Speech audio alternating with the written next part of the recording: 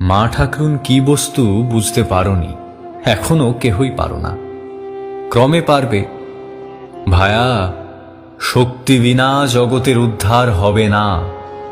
আমাদের দেশ সকলের অধম কেন, শক্তিহীন কেন? শক্তির অবমাননা সেখানে বলে।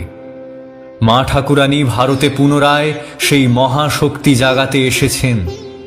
তাঁকে অবলম্বন করে আবার সব গার্গী মৈত্রেয়ী জগতে জন্মাবে। দেখছ কি ভায়া, ক্রমে সব বুঝবে। এই জন্য তাঁর মঠ প্রথমে চাই। রামকৃষ্ণ পরমহংস বরং যান, আমি ভীত নই। মা ঠাকরানী গেলে সর্বনাশ। শক্তির কৃপা না হলে কি ঘোড়ার ডিম হবে? আমেরিকা ইউরোপে কি দেখছি, শক্তির পূজা, শক্তির পূজা। তবু এরা অজান্তে পূজা করে, কামের দ্বারা করে। আর যারা বিশুদ্ধ ভাবে, সাত্ত্বিক ভাবে, মাতৃভাবে পূজা করবে, তাদের কি কল্যাণ না হবে। আমার চোখ খুলে যাচ্ছে, দিন দিন সব বুঝতে পারছি। সেই জন্য আগে মায়ের জন্য মঠ করতে হবে।